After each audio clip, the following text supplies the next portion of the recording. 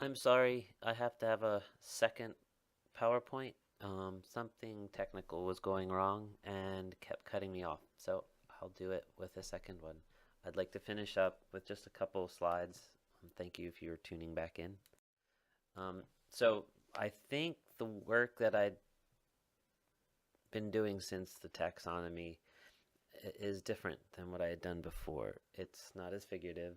Um, I think it's more I'm more interested now in the strangeness of seeing. I like the way Leslie said that in our discussion group.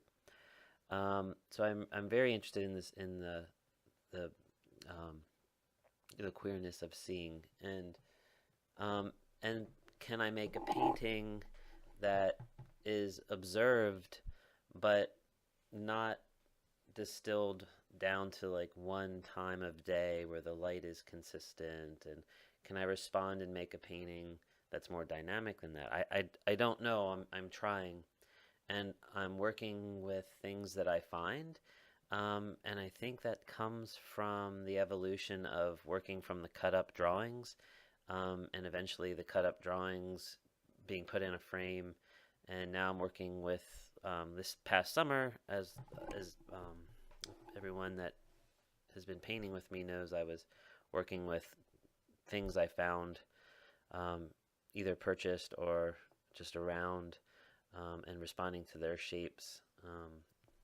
In a similar way, I think it relates to the process of the cut up drawings. And I think I might go back to that or even include some cut up drawings or maybe draw on the glass. I've been thinking about that lately.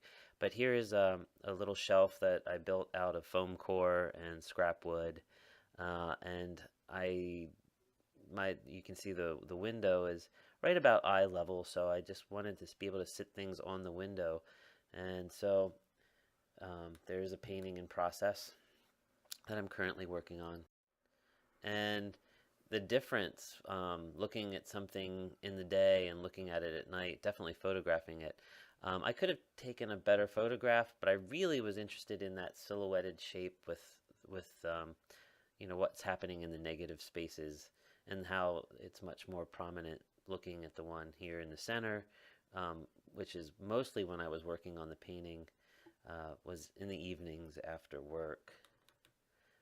Um, but the painting really has changed a lot, and as I feel like the painting needs something, I also add something to the still life. So um, you can see the little plaster cherub that's started going in this weekend on the right, and that was a response to the Mylar angel that's on the left. Everybody I show this painting to hates the Koopy doll face, and just for that reason, I think he's definitely staying. Thanks, Ty. Um, so I also, I asked people this summer to paint scrap wood shapes that I found. You can see some of them coming back into my painting here. Um, so I think there's something about objects that people give me that um, I'm not sure I understand it, but like I want to paint them. Maybe it's the sentiment.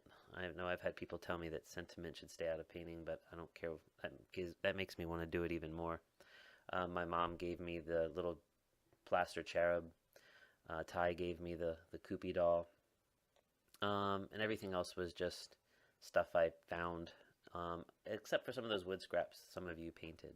So that's where this painting is right now. That's what I'm currently working on. I have about 2 or 3 other paintings in the works, um, but I think I'll stop there. I think it's probably um, enough to sort of cover that there's maybe an evolving process. I think there's more of a connection than I originally thought before starting this. Um, Excited to see where it goes next, and I'm excited to see all of your presentations. I hope you're all well. Goodbye.